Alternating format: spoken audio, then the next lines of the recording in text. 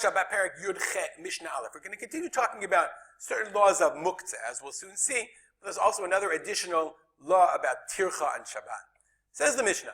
Let's say I have a store. The Mishnah doesn't say. Let's just start with a little introduction. Say I have a storehouse full of wheat or full of grain, and I want to move it in order to use the space to have, I don't know, a bar mitzvah, to learn, to have a shir, or whatever I want to do. So says the Mishnah.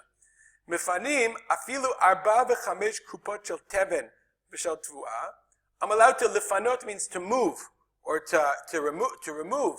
Even 4 or 5 kupot are basketfuls. I looked it up. Kupot are either heaps, piles, or baskets or large vessels. So it's either both. So I've got this huge pile of grain in my warehouse, in my storehouse, in my barn. I want to move it because I want it. But so am I allowed to move it on Shabbat? So if I have teven, if I have straw or tvua of grain, I'm allowed to move it. Mibnei orchim, if I want to make it move for my guests.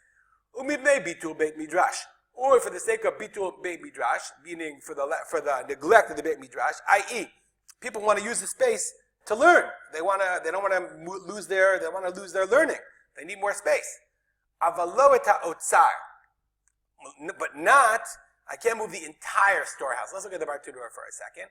I'm allowed to move them, says the Bartenura. Im tzarich limkoman. If I need their space, lahoshiv sham orchim, to let guests stay there.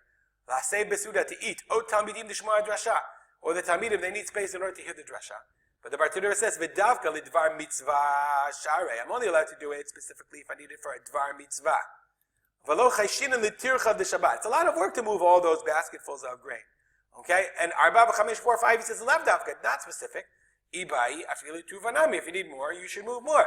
The Gemara says, start low and then move up if you need more. Avalo et ha'otzar, but you cannot move the whole storehouse. Klomar, meaning, ubivat shelo yigmor et ha'otzar kulo.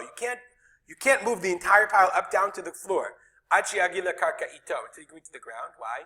Dilma ate le'ashvuye gumot. Remember their ground of the barn or whatever was dirt. So maybe you'll come le'ashvuye gumot means to straighten out little hills, little piles, and that's an isur based on choresh. That's an isur derabanan. It's a tolda of choresh. I think it's a dioraita even. It's a tolda of choresh. It's dioraita. So that's what the Mishnah says. You can move even 4 or 5 basketfuls, as many as you want of teven, of straw or of grain, because for the guests, for the bitul beit midrash, avalotar, so you can't do it completely. Now the Mishnah is going to go through a list of things that you can move, okay, and then a list of things you can't move. And in each case, the commentaries try to explain, why do I need to tell this? Isn't this obvious? So I'm just going to tell you, we're not going to read it probably most of it inside, but I'll tell you outside what the Gemara says based on the Kahati and the Bartenura. So following the Mishnah says, Mifanim Truma Tahora, I'm allowed to move, let's say I have an area of Truma Tahora. I'm a Yisrael, I can't move it, but the Kohen can use it. Demai. Demai we learned in Mesechet Demai. Demai is produce that I bought from an Am Haaretz. And since I bought it from the Am Haaretz, I'm not choshesh that he took off Truma. He definitely took off Truma, but I'm afraid he didn't take off Maaser. And in the Maaser, it's Trumat Maaser.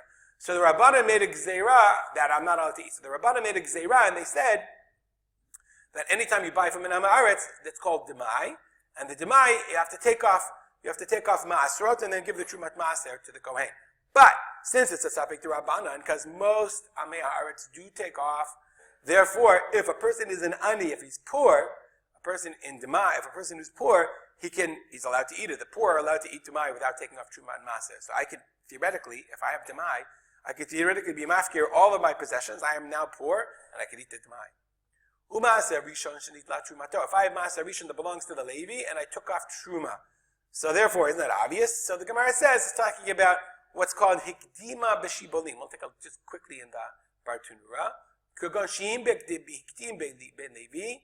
The Ben Levi came before V'Lakacha Maaser B'Shibolim. He took it before, while it was still in bundles on the field, because it was not Chayav in Truma. Whatever, it's another explanation. It's a reason why Maaser Rishon Shenit La Trumato. This crazy Maaser Rishon that the Levi didn't give Trumat. You didn't give Truma, but Levi had to give Trumat Maaser. Umaaser Sheni Behegdesh Shenifdu, or Maaser Sheni. Remember, you have to take Yerushalayim or Hegdesh. You gave it to the Beit Hamikdash. Shenifdu, you redeemed it. Okay, and the Gemara says, even if you didn't take off Chomesh, the additional fifth, nonetheless, since you redeemed it, it's usable for you and you're allowed to move it. I've had Turmus Hayavesh. The Turmus Hayavesh is dried lupines. Why? Because poor people eat these lupines, a certain kind of legume. It's a bean that they would eat. But, avalo, you cannot move tevel. Tevel is muktzah. Because tevel, nobody can eat it because it's, you didn't take off trumot and maso. Even the kohen can't eat it. Okay? Velo ma'aser rishon shelo nidla trumato. Nor, let's move up. Nor can you move ma'aser rishon whose truma was not taken off. Velo ma'aser sheni vehegdish shelo niftu. Nor can you move ma'aser sheni and hegdish that were not redeemed. I don't have any use for it. It's hegdish. It belongs to Beit HaMikdash. It's muksa. It's ma'aser sheni. I have to take it to Yerushalayim. I have to redeem it. Velo et haluf. Nor can I aram. Okay? Velo et chardal.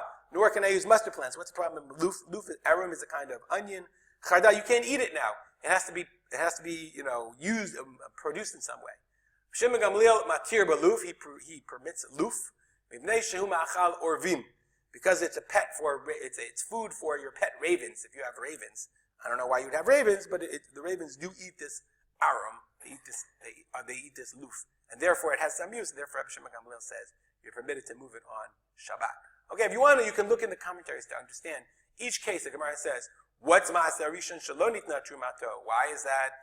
What kind of ma'aser rishon is that talking about? Because otherwise, obviously, why would I need a Mishnah to tell me ma'aser rishon that has truma in it? You can't use it because you have to take off the truma. So in each case, the Mishnah will give, the Gemara comes along, and the Tanura also, and the Kahati comes on and explains why the Mishnah had to give a chit, tell you in this specific case. If you want, you can look it up on your own. Otherwise, we'll stop here. If you have any comments or questions, as always, we'll dedicate our learning to them. You can email me at rspalter@gmail.com. And we'll dedicate our learning to the memory of my father, Rav Simcha ben Yitzchak Kalman. Have a great day.